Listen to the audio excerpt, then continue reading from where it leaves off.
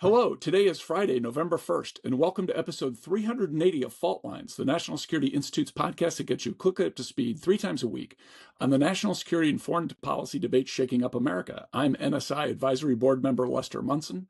I'm joined today by NSI's Deputy Executive Director Martha Miller, NSI Senior Fellow Morgan Vigna, and NSI CTC Fellow Jeffrey Wells. I want to throw a crazy idea out on the table, folks. It's Fun Friday. We're going to talk about what China is doing in the world today. There have been some very interesting developments with China and its neighbors on the Eurasian landmass.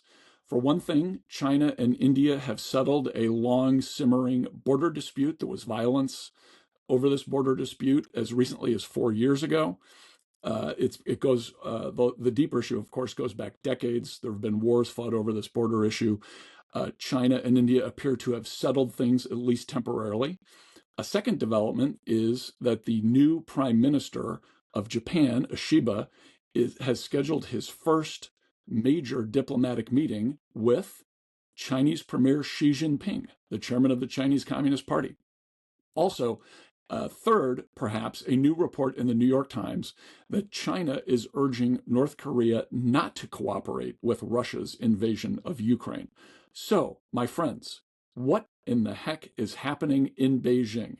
Is this anything different than what we've seen before? Two possibilities leap to my mind. One, China is trying to reset the table in anticipation of there being a new U.S. president come January, whether it's Kamala Harris or Donald Trump. They may be trying to establish the basis for in the context of the bilateral relationship, a more positive relationship between Beijing and Washington. Or two, we could just be looking at natural developments on the Eurasian landmass between these major powers. China, of course, is the leading power on the Eurasian landmass, but Japan and India are its potentially biggest rivals. What are they doing in settling things there?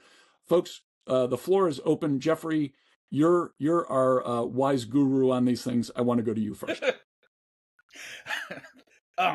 Thank you, Les. I think we have a fault line today. I see this as globalization's last dance, and China is ditching the playlist, and Western dance partners are at risk of being left behind at the club. I think we're seeing our friends and others shedding the global rule book and penning their own. China and India are, yes, they're getting cozy here, trading in their, as I see, their Western safety net for some, homegrown Eurasian reinforced networks. And I don't see this as a pivot as much as perhaps a decoupling.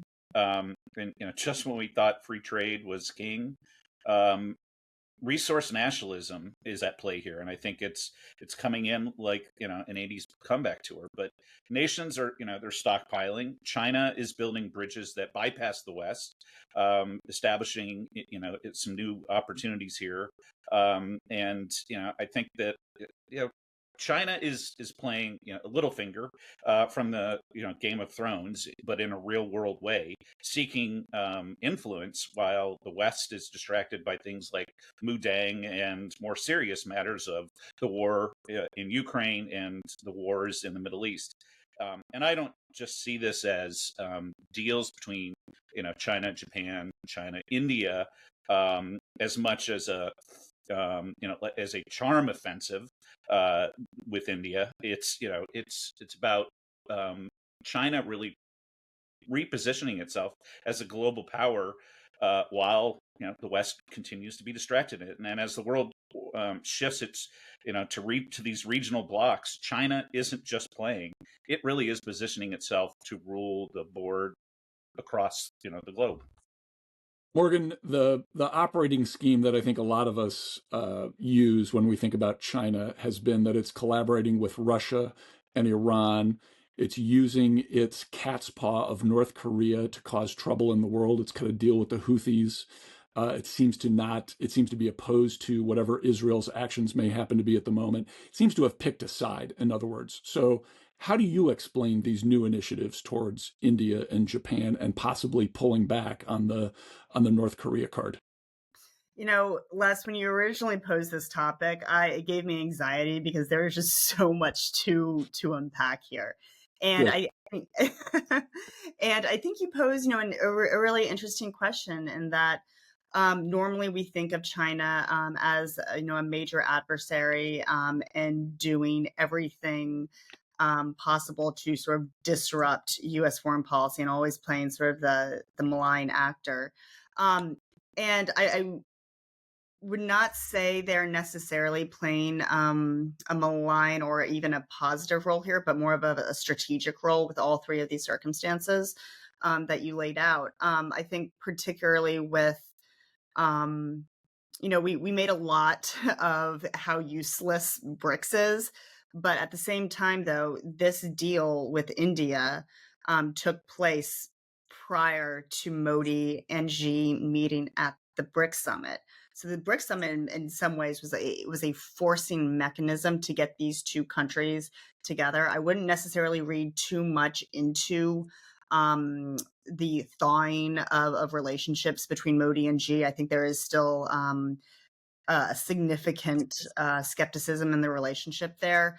But China clearly has, signaled its willingness for foreign direct investment in India, particularly with solar panel and battery manufacturing. And that continues to be a problem for the United States. On the security side of the house, I think the United States has really, really emphasized and really dug in its heels in partnership with India. On the Japan front, look, I mean, yes, Ishiba met with Xi. It was his first head of state meeting. Again, I wouldn't read too much into this. I'm sure Ishiba's going to, be meeting. He's clearly holding off to see who's going to win the next presidential election. China's being strategic here. I would not necessarily say they're trying to reset the diplomatic table, but they are trying to reposition themselves as an authority in the region, and in some ways play a role that is constructive for their national interests as well as others.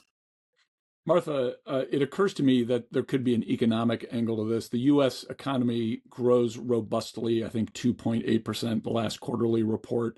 That's a terrific number in the grand scheme of global economics. China continues to be snake bit by massive state-owned debt and a real estate crisis and a potentially disastrous population situation.